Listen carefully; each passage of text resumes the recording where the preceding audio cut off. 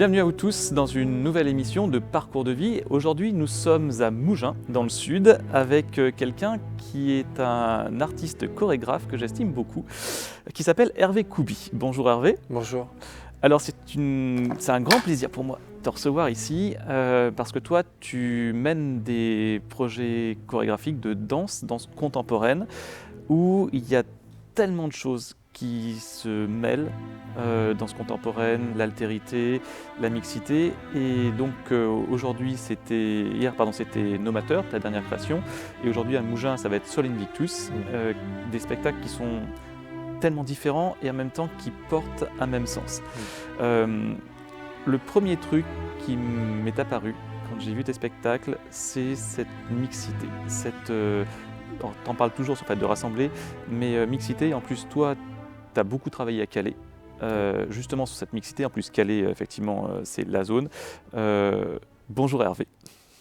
Bonjour, non vraiment, j'ai toujours été, je t'en parlais un petit peu en amont, mais que je trouve souvent l'inspiration aussi à travers l'autre, et j'aime bien parler de l'autre avec un grand A.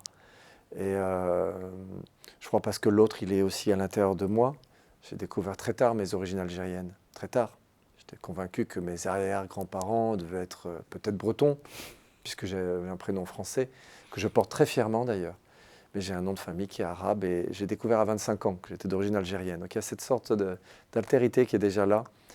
Et je crois que depuis mes tout débuts, j'ai eu un goût aussi, quand j'organisais des auditions pour rencontrer des danseurs, le choix des danseurs, j'ai choisi souvent des danseurs de nationalités différentes.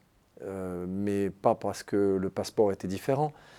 Le choix se fait d'abord artistiquement et il se trouve que souvent des corps qui viennent d'une autre culture, qui parlent d'un sujet qui t'intéresse mais d'une autre manière. C'est intéressant en tout cas de voir, tiens, une équation que tu poses, est-ce qu'elle marche avec quelqu'un d'autre?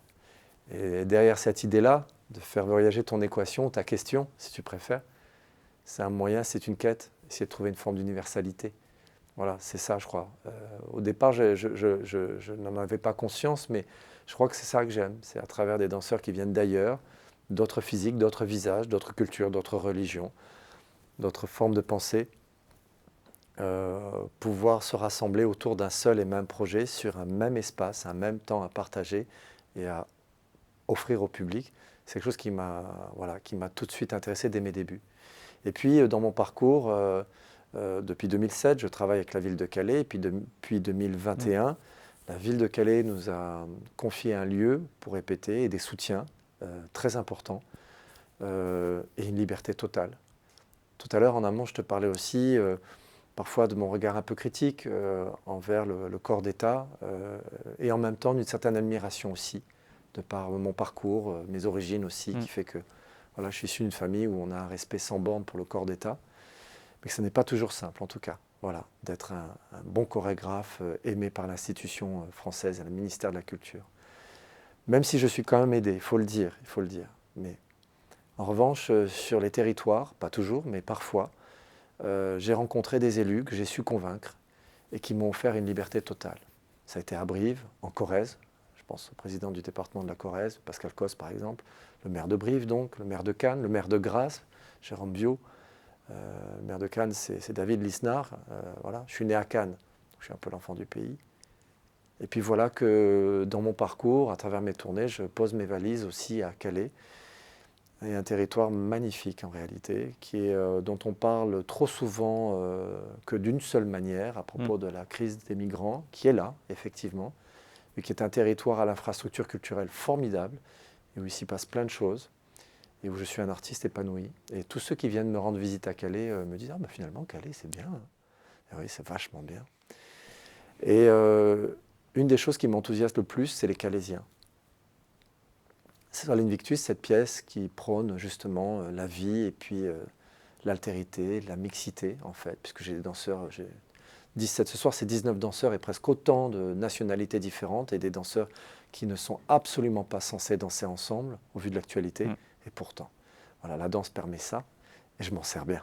Voilà, j'ai bien l'intention de continuer à m'en servir d'ailleurs. Mais les habitants, voilà.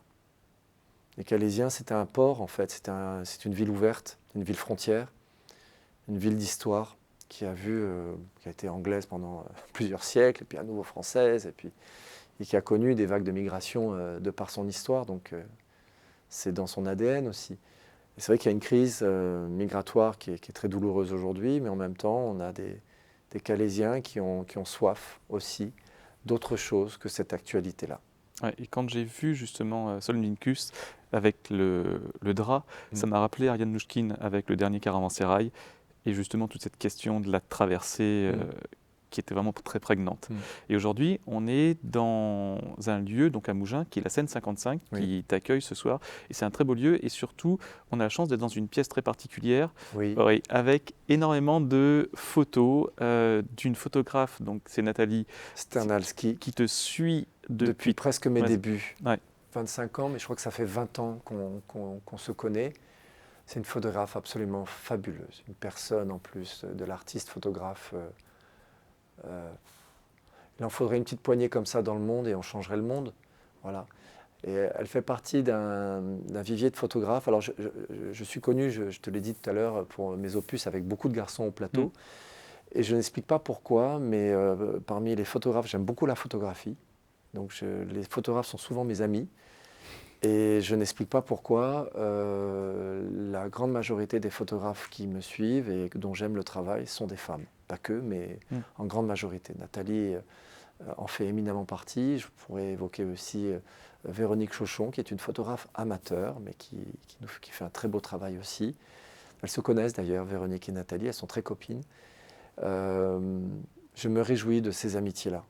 Elles m'apportent beaucoup, elles me nourrissent beaucoup. Je vais presque le dire, elles me protègent presque. Ouais. Je suis protégé par l'affection qui m'est portée par ces artistes photographes, et Nathalie en fait partie. Donc c'est une artiste indépendante. Le monde de la photographie est un monde plutôt masculin. Et quand les photographes en général sont dans la salle, pendant les répétitions, même quand je suis en moment de doute, même pour une représentation qui ne se passera pas très bien, je suis toujours réconforté par leur présence, à tout moment. Nathalie, Véronique, c'est un vrai, oui, je sais pas, un vrai réconfort d'avoir ces artistes à mes côtés, d'avoir leur regard. Et puis la photo de danse, c'est un voisin de la, comment dire, ce n'est pas la danse, c'est autre chose. Roland Barthes parle du punctum dans La Chambre claire. C'est un fantôme, mais voilà, qui ouvre plein de questions sur ce qu'est la danse, qui est un art éphémère.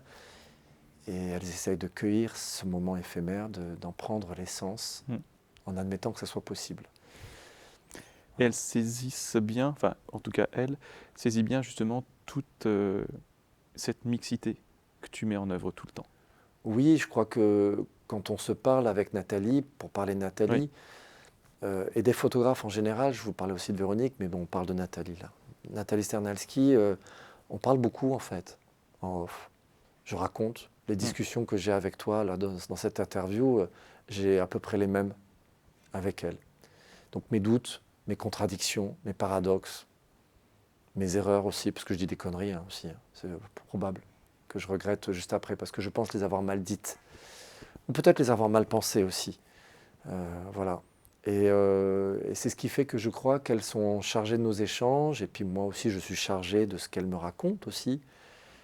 Ça nourrit aussi mon travail. Elles ne le soupçonnent peut-être pas d'ailleurs, mais je pense qu'il y a un peu d'elles dans mon travail aussi. Depuis toutes ces années, au bout de 20 ans, oui, les images qu'elles cueillent me donnent un regard sur mon travail, m'aident à le promouvoir, et puis aussi le nourrissent artistiquement, humainement. J'ai besoin d'humains de toute façon. Artistiquement, chorégraphe, je te disais tout à l'heure, je ne sais pas ce que c'est. Mais par contre, l'humain, je sais que j'en ai besoin. J'ai besoin de travailler avec mes danseurs, c'est avant tout du travail, d'abord. Et même avec Nathalie, c'est avant tout un travail. C'est une collaboration artistique et professionnelle. Mais j'ai besoin de l'humain. J'ai besoin, quelque part, que mes danseurs puissent se mettre au service de quelque chose et le faire avec sincérité. Je ne peux pas avoir des danseurs qui viennent avec tous les efforts du monde, même avec bonne volonté, mais s'ils ne croient pas en ce qu'ils font, c'est impossible. Et je crois que Nathalie fait partie de mon équipe à ce titre-là. Elle travaille pour plein de compagnies, enfin, elle fait des photos de toutes les compagnies qui soient. Mais moi, je la considère être membre de mon équipe à cet endroit-là, parce qu'il y a cette sincérité, il y a une part de fragilité aussi dans son travail que j'aime beaucoup. Techniquement, c'est formidable, mais c'est peut-être pas la photographe la plus technique, mais on s'en fout, elle et moi. C'est pas le sujet. C'est pas ça qui est intéressant. C'est autre chose qu'on cherche. Voilà. Et je crois que dans cette autre chose, il y a cette relation humaine, cette qualité, C'est ça. cette qualité d'âme, cette quête aussi de pouvoir amener un public, voilà, à regarder l'art autrement, à poser des questions, à contribuer peut-être à changer le monde. Il se trouve que Nathalie Sternalski, moi qui t'ai parlé longuement du vivant, de la vie, Nathalie a une deuxième passion plus secrète cette fois-ci, mais qui est bel et bien là. C'est une plongeuse sous-marine, je ne sais pas comment on dit. Elle fait des photos de fonds sous-marins en Méditerranée. Elle aime la vie, je crois aussi.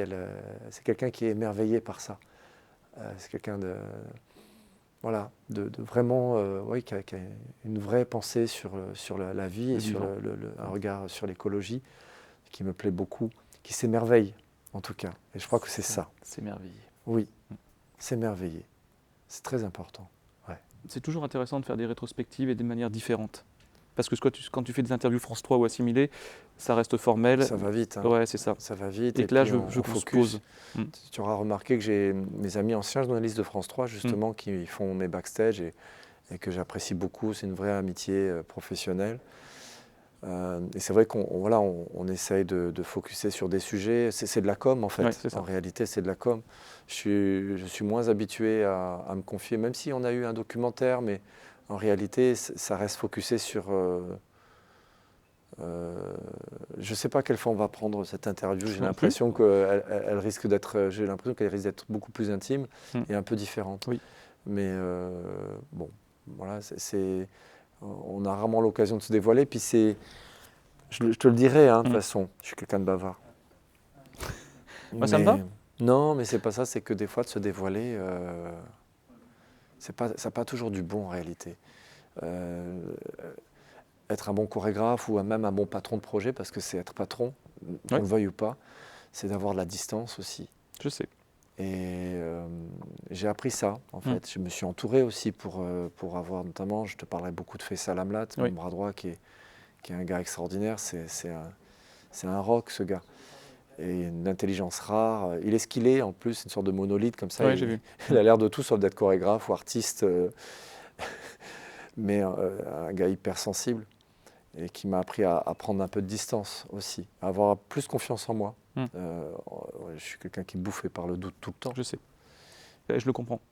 Toi, tu mènes les choses. Ouais, mais enfin, c'est cette question des fois de légitimité aussi. Tiens, c'est une question, ça. Ouais. Je disais hier au public, c'est quoi d'être, tu vois, même si tu as été enseignant, par exemple, moi, je ne sais pas ce que c'est d'être chorégraphe. Je sais de moins en moins ce que c'est. Voilà. Mais il y a quelque chose de beau quand même dans le doute. Hein. C'est douloureux et en même temps c'est beau parce que évidemment ça te met en route, on le sait bien. Et même pour l'enseignement, tu as fait de l'enseignement, je trouve que j'ai gardé un souvenir très clair de tout mon parcours scolaire. Surtout mes professeurs en école primaire et collège. Moins au lycée et encore moins à la faculté. C'est marrant comme... j'ai des souvenirs beaucoup plus clairs encore de mes professeurs de collège. Je ne sais pas pourquoi. Est-ce que c'est moi ou est-ce que... Mais j'ai eu des enseignants très marquants et je crois beaucoup, beaucoup, beaucoup à l'éducation. Moi aussi. Je crois beaucoup à ce qu'on peut insuffler. C'est pas forcément... Alors pour avoir fait un parcours universitaire, tu as vu mon parcours. On va en reparler après. Je doute de tout. Je suis même un pharmacien repenti aujourd'hui. Je doute absolument de tout. On est formaté. Je suis un passionné d'astronomie. Moi, si je n'avais pas fait la danse, ça aurait été peut-être l'astronomie. Mais même là, les postulats, les guerres de clochers sont parfois étouffantes, je trouve. Et on se rend compte qu'en fait, dès qu'une vérité est posée, ou un mode de pensée, un mode d'étude aussi est posé, je pense qu'il est bon en tout cas de ne pas se vautrer dedans comme ça, sans avoir quand même l'ombre d'un doute derrière, tu vois. On le voit aussi dans le domaine de l'histoire. on se rend bien compte que l'histoire est, je trouve, affreusement résumée. Affreusement résumée. On a dans notre histoire, alors moi au collège, pour parler du collège, moi, je ne comprenais pas pourquoi l'histoire était si importante. Je trouvais ça barbant, possible. Et c'est par mon parcours artistique, et à mi-parcours, mais dès le début quand même, où je me rends compte que les choses du passé résonnent, en fait, et sont terriblement inspirantes. Voilà. Et tu découvres, quand tu t'intéresses à un sujet, tu tires une ficelle de l'histoire et tu dis, mais c'est bizarre, pourquoi on ne nous en parle pas dans nos bouquins d'histoire? Pourquoi au collège, au lycée, quand j'ai passé mon bac, on m'a résumé les choses de manière très binaire? Tu sais, voilà, d'ailleurs, aujourd'hui encore, dans Oui. l'actualité, il faut choisir un camp, il faut penser ça. Si tu poses même la question à un moment donné, et genre en tant que pharmacien, tu poses des questions sur des traitements, tu passes pour le pire des charlatans, Oui. c'est terrible. Mais- Sur moi-même, j'ai expérimenté le médicament. Je suis quelqu'un qui a souffert de maux respiratoires chroniques. J'ai arrêté la cortisone et la ventoline. Et aujourd'hui, je me soigne qu'avec des huiles essentielles et ça me va très bien. Et je vais pratiquement plus chez le médecin, je suis beaucoup moins malade. Et avec entre guillemets, des remèdes que j'ai vaguement, trop vaguement appris à la faculté de pharmacie et que j'ai appris en fait après coup.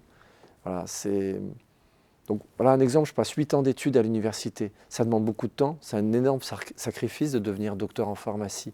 Tu apprends plein de choses, c'est passionnant.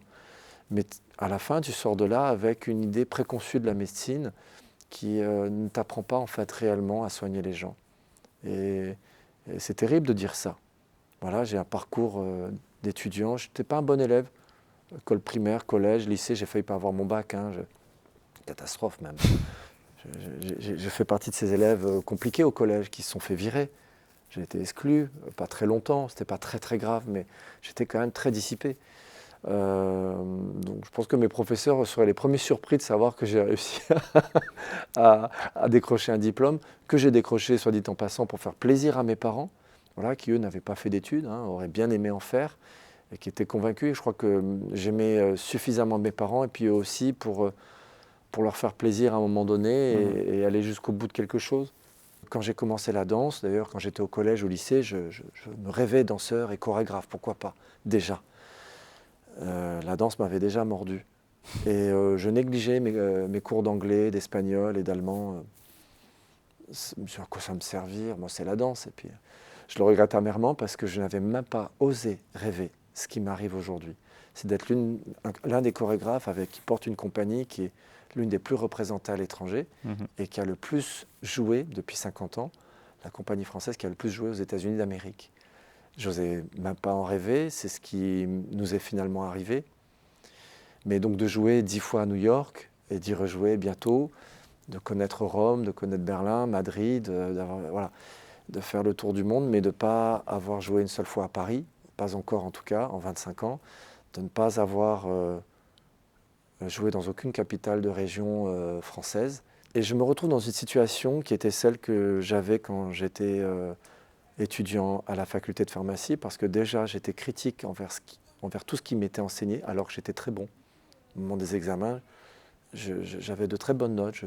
Alors je n'ai pas été bon au collège, lycée, mais à la fac, parce que j'avais plus d'autonomie, donc j'avais de très très bons résultats. Mais voilà, je crois, j'y peux rien, j'ai toujours été à côté. Et je ne fais pas exprès, je ne m'en vante pas. J'aurais aimé peut-être être un peu plus conventionnel aussi, rentrer dans les cases. Je réalise les projets dont je rêve. On peut toujours rêver de plus, évidemment. Mais je pense, en fait, indirectement, ce sont mes parents. C'est le fait qu'eux se soient aliénés à une culture française, m'ont même poussé à faire le maximum d'études possible, moi et mes sœurs, pensant qu'eux n'avaient pas réussi parce qu'ils n'avaient pas de diplôme, et non pas parce qu'ils étaient d'origine algérienne. En réalité, je crois que c'était aussi ça qui a été un empêchement pour eux. Donc, de me retrouver aujourd'hui en face, peut-être qu'il y a des choses qui débordent parce que tout simplement, je n'ai pas été élevé complètement à la française, qu'à la maison, ça se disputait en arabe, et qu'ils n'ont jamais voulu me traduire, donc je ne parle pas l'arabe. Mais je n'ai pas manqué d'amour, mais en tout cas, ouais, je souffre peut-être à la place de mes parents aujourd'hui, d'avoir essayé en tout cas, de cocher toutes les cases, voilà, et d'être confronté à une part, non pas d'injustice, mais de quelque chose qui ne fonctionne pas. Je le vois dans l'actualité, je le vois, en tout cas au niveau national, il y a des choses qui me révoltent. En revanche, je rencontre des fois des préfets, des sous-préfets, des élus locaux, formidables, et je cire les potes à personne.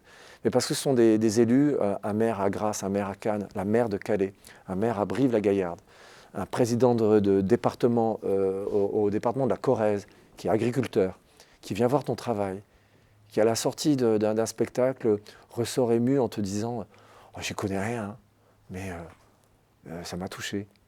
Ça, alors pour moi, c'est des victoires et ça me réconcilie avec les problématiques qu'on peut avoir.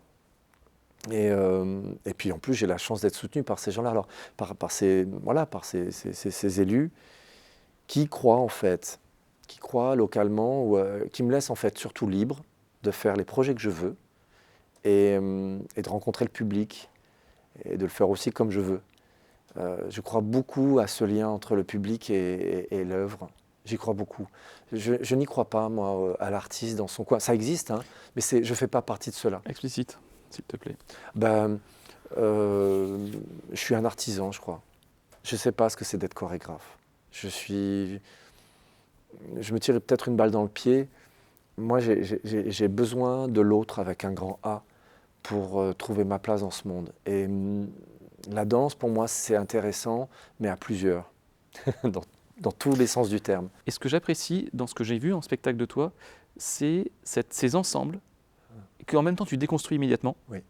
mais en même temps, il y a cette synergie où ils sont ensemble. Tu sais, ça me fait penser aux pièces de musique, tu vois, où tu as les chœurs, mais qu'en fait, il n'y a pas de ligne vocale à l'unisson. Ça donne un ensemble qui est très beau, mais chaque ligne vocale est différente.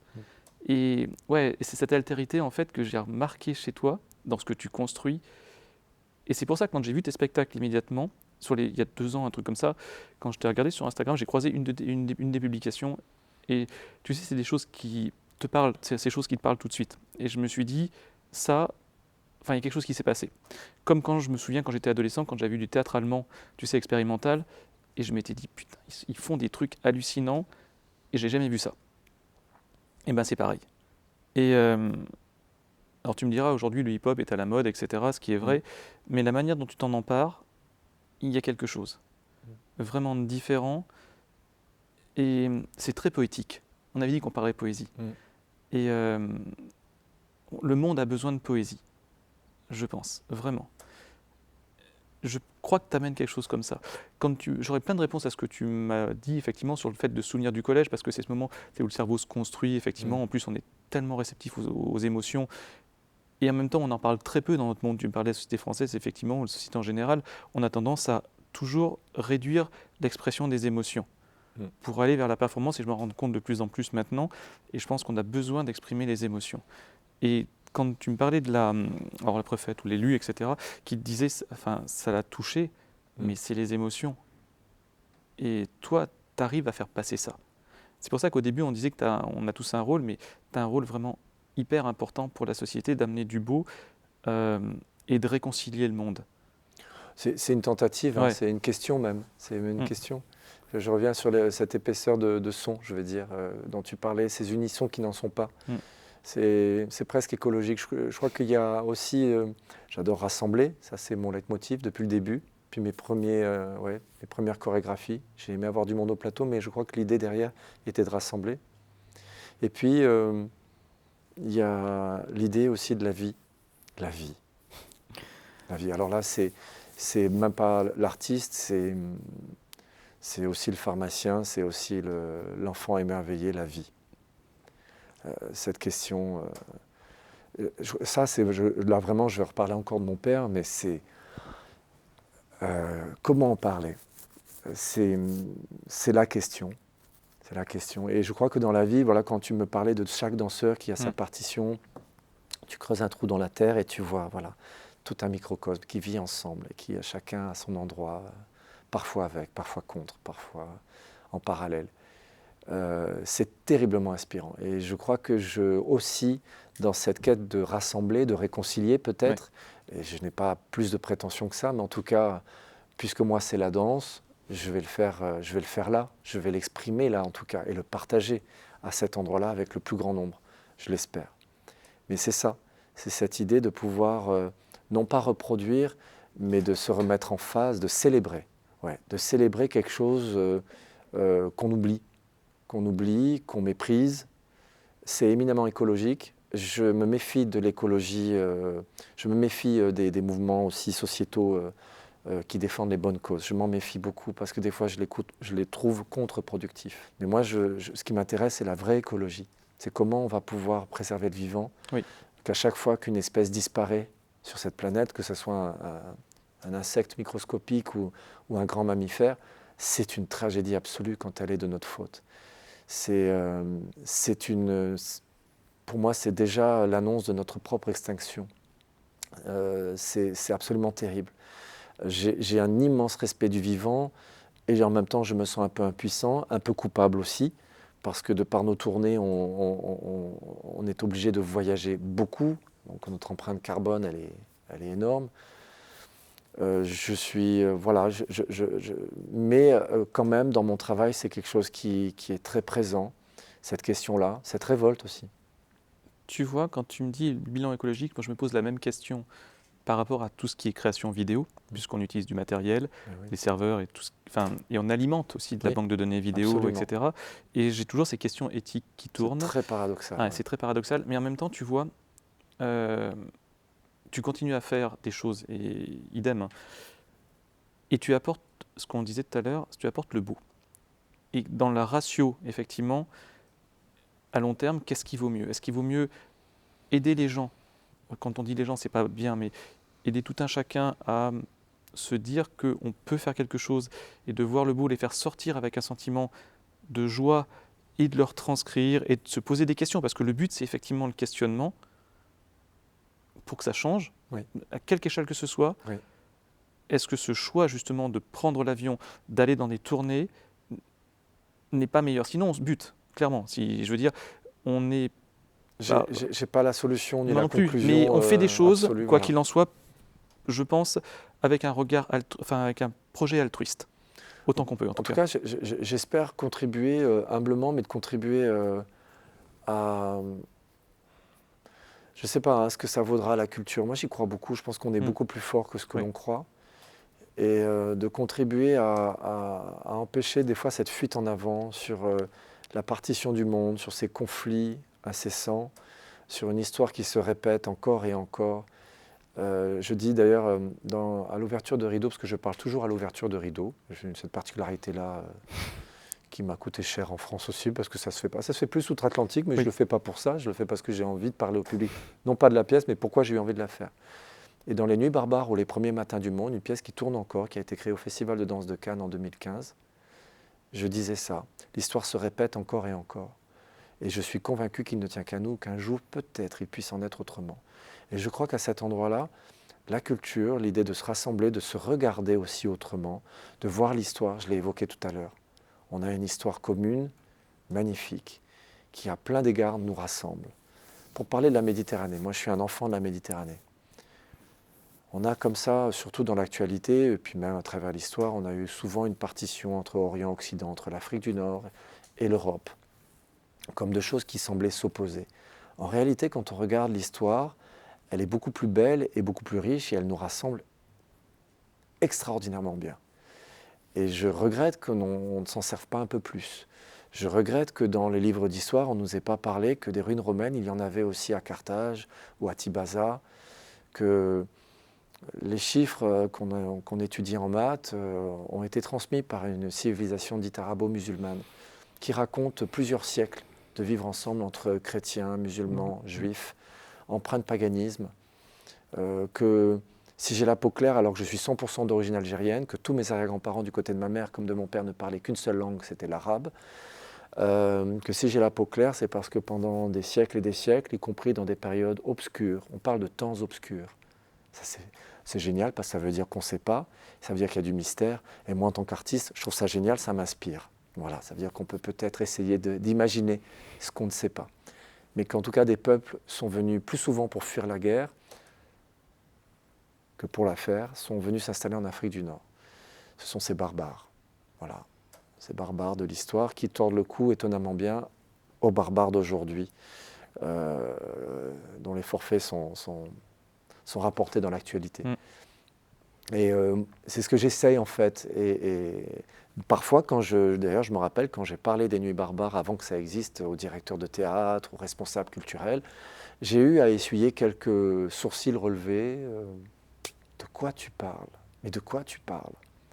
Voilà. Et pour moi, c'était important. J'étais convaincu, en plus, à l'époque, j'avais donc une équipe de garçons venus d'Afrique du Nord. Et c'est de ça.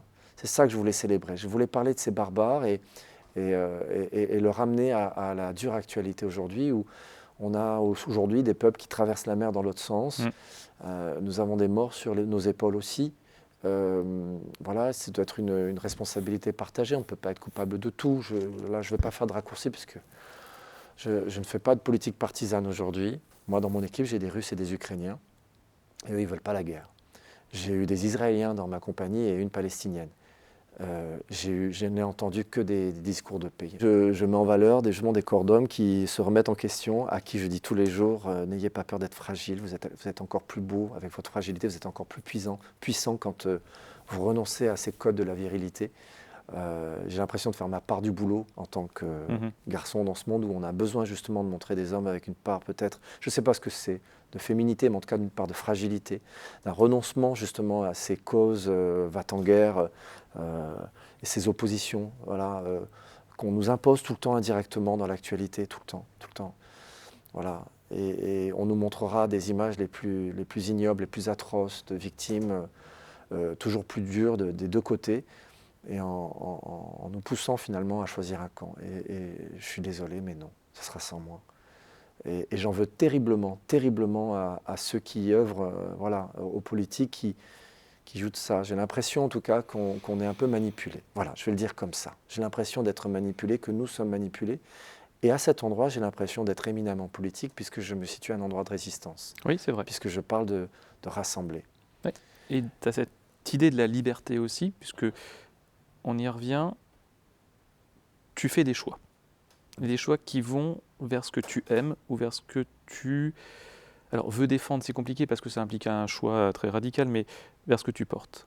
Et j'aime beaucoup ta personnalité parce qu'elle est vraiment, alors pas sans concession parce que c'est un classique, mais tu portes quelque chose et si, comme dirait un ami, si ça ne rentre pas par la porte, ça rentrera par la fenêtre.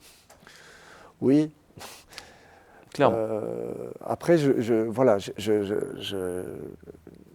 comment dire, j'essaie pas de m'imposer non plus. La seule chose que j'essaie même pas d'imposer, je n'impose rien. C'est nécessaire pour moi. C'est nécessaire, tu vois, c'est cette nécessité-là. J'ai besoin de ça, sinon j'arrête. Je préfère faire autre chose ou arrêter la chorégraphie. Mais si je dois prendre une parole d'auteur, il me paraît évident qu'elle doit être sincère. Je tourne beaucoup aux États-Unis d'Amérique. Je vois bien que l'artiste aussi est un ambassadeur. Je ne sais pas, je n'ai peut-être pas assez de distance aussi et d'expérience en fait. Je ne suis pas suffisamment spécialiste, je ne suis pas un grand géopoliticien, je ne suis pas un grand intellectuel. Juste, je vois des choses qui me font réagir et qui me paraissent pas justes en fait. En réalité, je ne suis pas Zorro, mais en tout cas sur lesquels je ne peux pas être d'accord. Je ne peux pas désigner un ennemi. Ça m'emmerde moi de désigner un ennemi. C'est trop facile de trouver un ennemi. Et j'ai bien peur qu'en prenant ces autoroutes de facilité, on se retrouvera nous aussi un jour avec à la tête, au pouvoir, des gens de l'extrême droite, par exemple. Et j'en veux peut-être plus à ceux qui n'ont pas fait, et je me mets dedans en tant qu'artiste. Qu'est-ce qu'on n'a pas fait qui fait qu'aujourd'hui on en arrive là, à avoir plus de 40% d'extrême droite en France? C'est trop facile de pointer du doigt, de traiter les gens de fachos, Voilà, je pense qu'il y a quelque chose qui nous manque, nous, et je me mets dedans. Je m'en veux à moi-même aussi. Il y a eu déjà un début quand il y a eu les attentats de Charlie Hebdo, ou c'est du Bataclan. Non, c'est Charlie Hebdo, où en fait, un des deux terroristes a fait son lycée à Brive au moment où moi, je vais arriver à Brive-la-Gaillarde en résidence. Je ne suis pas intervenu dans cet établissement-là, le lycée Cabanis. Mais je peux pas, pour les miracles que j'ai vus qu'on pouvait faire, que je pense que les artistes peuvent faire, toi en tant qu'enseignant en collège, tu sais de quoi je parle. Peut-être que si j'avais rencontré, je ne peux pas m'empêcher de me dire qu'est-ce qui serait passé si j'avais rencontré lors d'un projet d'une 40aine d'heures de réalisation, qu'est-ce qui serait passé peut-être rien. Mais en quoi j'aurais pu changer, effectivement. Voilà, peut-être. J'ai eu cette expérience-là puisque je croise parfois d'anciens collégiens, d'anciens enfants d'école primaire ou de lycéens avec lesquels j'ai croisé et qui me disent « Oh là là, je m'en rappelle, enfin, ça les a marqués en tout cas. Je ne dirais pas changer leur vie. Je crois qu'on a créé des vocations quand même, on a contribué. Voilà, ce n'est pas du 100%, c'est peut-être 1 sur 100 des fois. » Tu as une incidence parce que à Villefranche, où j'ai capté Solène Victus, j'avais donc un de mes anciens élèves qui est parti d'un groupe de breakdance avec des jeunes d'horizons différents pour qui ce que tu montres a un sens et peut les porter très loin. Et là, effectivement, il y avait du monde vraiment brassé. Il y a ce que tu portes en spectacle, parce que tu me parlais de danse et mixité de la danse. Oui, une vraie mixité. Ouais, une vraie mixité. Et ben, tu vois, pour avoir parlé avec eux, il y a cette responsabilité, certes, dont tu parlais, mais l'efficacité que tu vas avoir sur eux. C'est-à-dire que on est des rôles modèles. Je sais pas, mais en tout cas, toi, là-dedans, tu es un rôle modèle parce qu'ils voient ce phare dans la vie tourmentée, ils se disent « Ah ouais, lui, il est arrivé là, on peut faire ça. » Tu vois. Et tu as le hip-hop... Pardon, je t'en prie. Non, je t'en prie, vas-y. Vas-y. Et tu as le hip-hop, justement, que tu as intégré justement dans toutes tes constructions, ou hip-hop ou danse urbaine, effectivement, il y a tout cet ensemble, en fait, on va dire, du street art, mais c'est tellement limitatif, mais qu'importe. Et toi, tu arrives à mêler et à ouvrir, c'était ça, des nouvelles voies. Tu vois ce que je veux dire? Et c'est tellement important, et c'est peut-être pour ça, effectivement, que la création de la nouvelle voie est si difficilement reçue. Parce que c'est des choses qui ne sont pas connues, et quand on ne connaît pas, on a peur. Donc, c'est difficile pour des gens, on va dire, qui rentrent dans des cadres plus institutionnels, de se dire « Ah oui, c'est ça », sauf à ressentir effectivement l'émotion. Mais il faut absolument continuer, tous autant qu'on est, à porter ces messages d'innovation, à porter ces messages de fédération, pour aller vers, on va dire un amour au sens large, c'est-à-dire une accalmie. Oui. Ça me parle beaucoup, cette question d'amour avec un grand A. Je crois que c'est ça qu'il faut qu'on arrive à célébrer en réalité. Quand on parle d'émotion, qu'on parle de rassembler, de retrouver les liens qui nous unissent, et forcément, pour moi, derrière, en filigrane, il peut y avoir cette question-là d'amour avec un grand A. J'ai pas du tout, je reviens à ce que tu as dit par rapport à être un phare, j'ai pas du tout cette prétention-là. Vraiment pas. Ça m'embête un petit peu. Je ne suis pas du tout contrarié. Et je comprends bien qu'on puisse dire ça parce que je suis à l'origine, c'est vrai que je prends une direction quand même. Il faut que je l'assume. Mais en réalité, ce qui me fascine vraiment, c'est ce travail, quand je dis rassembler en dansant, je crois que c'est ce travail d'équipe. C'est qu'est-ce qu'on est capable de faire en se mettant à plusieurs aussi. J'adore l'idée de me déposséder de ce que je fabrique. À peine mis en œuvre, alors que mon travail est très écrit, je fais tout pour quelque part essayer de retrouver cette notion du vivant que je t'évoquais tout à l'heure. Oui. Et que moi, le vivant, dans ce cadre qu'est l'écrin de la scène, c'est un cadre qui est limité, qui est contraint, et c'est très intéressant d'ailleurs, cette contrainte. Moi, j'y trouve une liberté dans la contrainte. C'est pas parce que si j'ai pas de bord, je me sens pas libre, en fait. C'est très bizarre.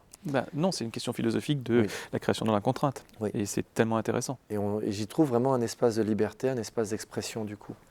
Mais le plus intéressant encore, c'est d'arriver à donner vie à un projet où, quand je vois les interprètes sur scène, les choses m'échappent. Je donne une direction en fait. Je regarde dans un endroit. Voilà, c'est ça en fait. Mon boulot, je regarde à un endroit et je demande à mes danseurs de regarder de là où ils sont, surtout de là où ils sont, peut-être dans la même direction que moi. Mais je ne demande pas à ce qu'ils changent. Je ne veux pas trop les changer en tout cas. J'adore ces corps différents, j'adore les endroits d'où ils viennent. J'adore leur point de vue aussi différent. Je ne cherche pas à mouler mes danseurs à mon image, pas du tout. Et j'aime bien même la diversité qu'ils ont à répondre en regardant l'endroit que je regarde, mais finalement, ils y vont différemment. Ils répondent à la question que je pose différemment. Et ça, c'est une richesse inouïe. Ça constitue une matière formidable. Donc, être un phare, je ne suis pas très fan. S'il y a un phare, en tout cas, je crois que c'est... Je ne sais pas ce que c'est. C'est ce moment magique, en tout cas, que j'essaye de mettre en œuvre, qui célèbre la vie à chaque fois, dans chacune des représentations. Je suis moi-même très souvent, presque tout le temps, quasiment tout le temps, en tournée avec mes danseurs.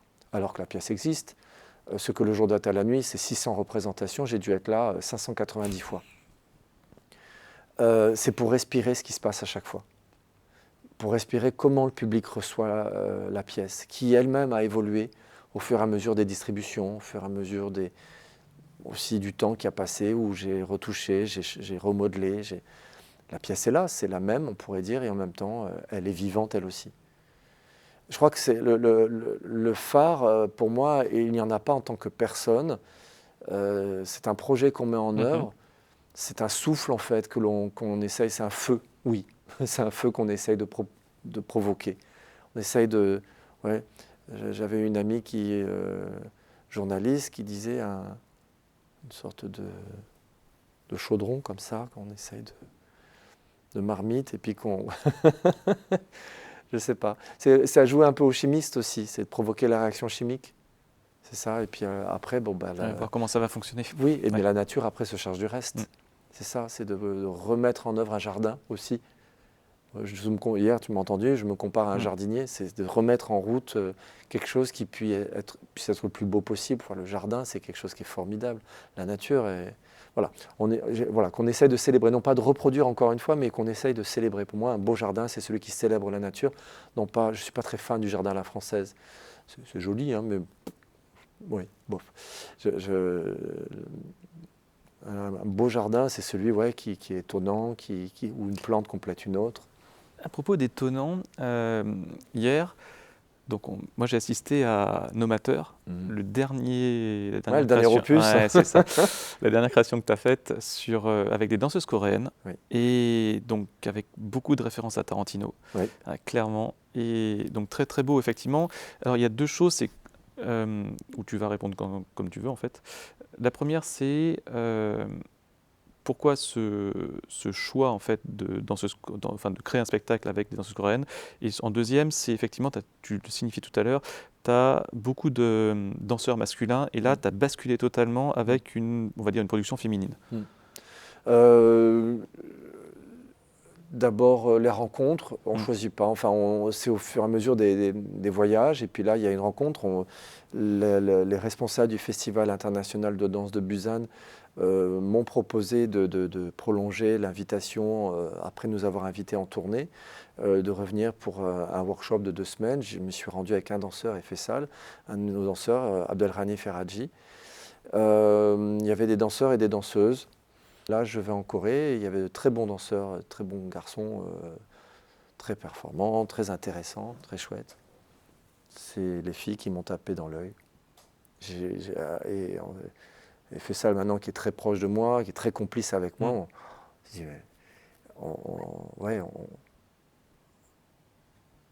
et on ne l'explique pas. J'ai pas d'explication à dire pourquoi j'ai que des filles aujourd'hui. Et en fait, je m'agacerais de devoir le justifier aussi. Voilà, c'est un parcours aussi où on se sent prêt. J'avais déjà fait des projets qu'avec des femmes. Je me rends compte aussi, je le sens. Ça s'est très bien passé hier à la première sortie de résidence. Mais je suis confronté aussi, je le sens. Les retours sont très bons quand même. Mais que pour les filles, on leur pardonnera moins que pour mes garçons.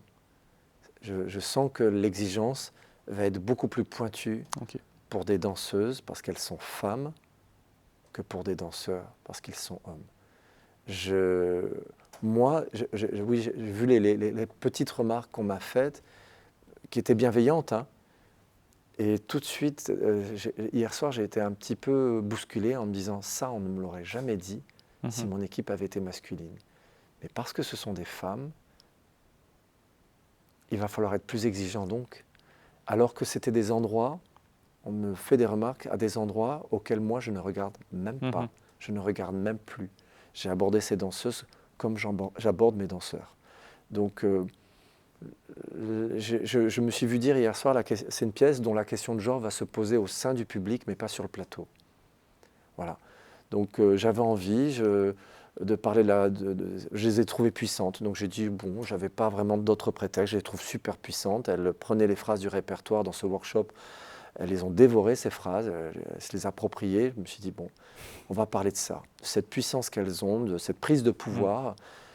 Et je sais pas, j'ai effectivement peut-être fait ça, elle est plus cinéphile que moi encore, mais j'ai été élevé, j'en ai parlé au public hier aussi, j'ai été baigné avec des super-héroïnes dans mon enfance. Pas que des super-héroïnes, il y a les super-héros bien sûr, mais les super-héroïnes ont été très présentes.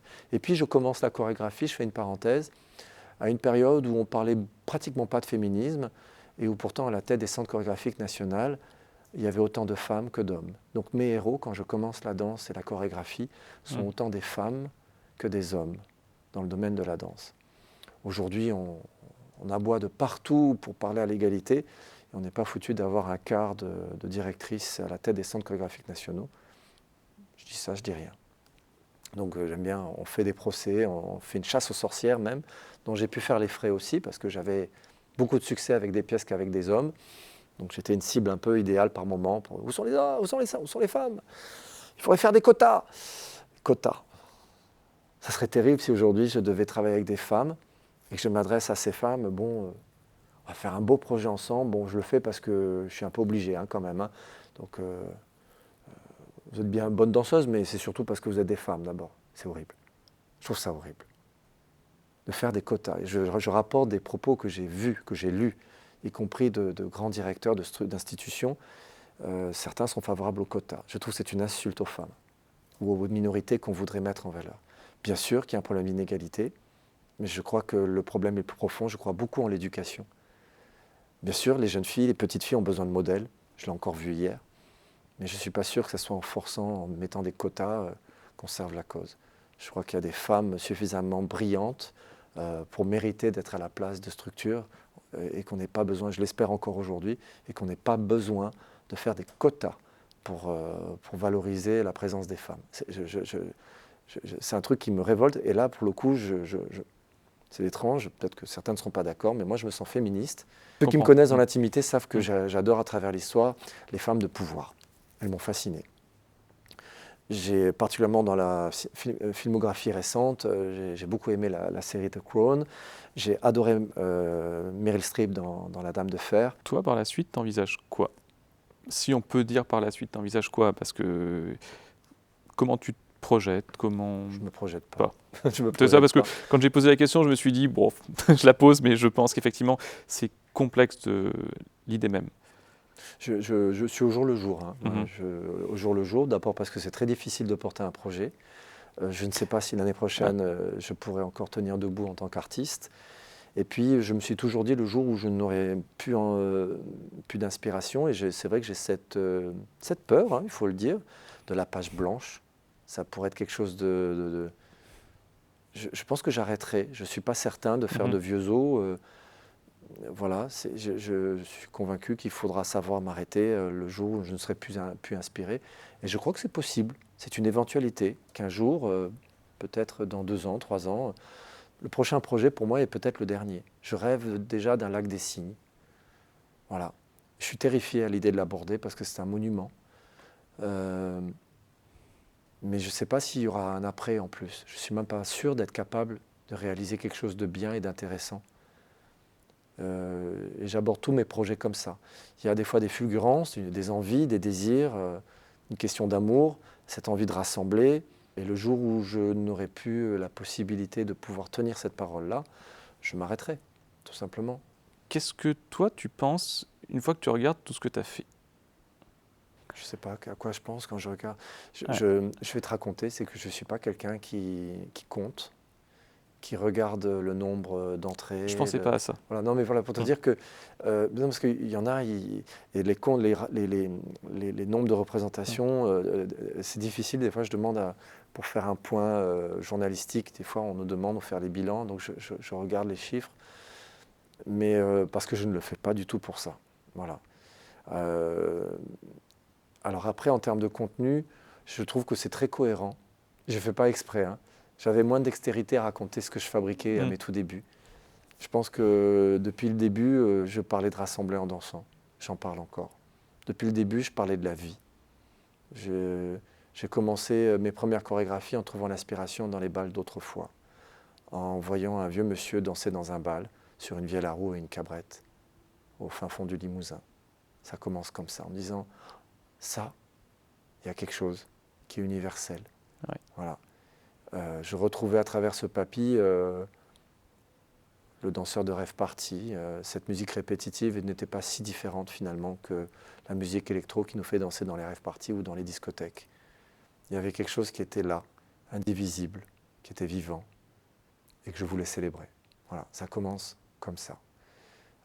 Et en réalité, toutes mes pièces avaient parfois des petits détours, des prétextes un peu différents, mais toutes plus ou moins parlent de ça, ou en tout cas sont nourries de ça. La dernière, peut-être, s'en éloigne un peu, No Matter, où on parle de la puissance, du pouvoir, mais en réalité, les moments les plus touchants, c'est l'idée de rassembler des femmes très différentes, à vrai dire. Elles sont toutes coréennes, enfin, il y a une japonaise, mais elles sont toutes très différentes. Elles ont une façon d'aborder voilà, cette question qu'est la place de la femme dans leur société, qui est vraiment pas évident, très différent. J'ai été quand même très bousculé, pour ne pas dire bouleversé, par ce qu'a dit Heisu, qui dit et au fur et à mesure de la création, je réalisais à quel point il y a un problème. Et venant vraiment hein, d'une femme coréenne, je n'avais même pas imaginé pouvoir provoquer ça dans l'esprit de mes danseuses, ou de l'une d'entre elles en tout cas au moins. De faire ce cheminement-là, de réaliser à quel point ouais, il y a un souci quand même sur cette question de pouvoir, sur cette question de se libérer. Et elles sont encore pas tout à fait libérées. L'extrait qu'on a présenté hier, on revient toujours au même thème. Voilà, elles se rassemblent, elles trouvent une part de liberté. Elles arrivent à faire ensemble quelque chose qu'elles ne pourraient pas faire toutes seules. En tout cas, moi, je ne sais pas le mettre en œuvre. Le solo, moi, m'ennuie. Mais ça ne veut pas dire que c'est pas bien de voir un danseur danser tout seul pendant 1 heure. Non, c'est juste que je ne sais pas faire. Moi, je trouve ça ennuyeux.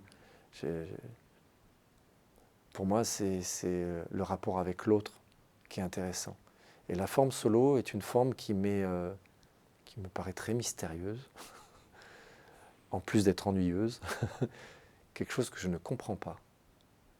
Je ne comprends pas un corps qui s'exprime un peu trop longtemps, je ne le comprends pas. Il y a une forme d'aliénation, c'est de l'ordre de la folie pour moi, sincèrement. Mais pourquoi pas, hein, ça peut être un magnifique sujet, la folie.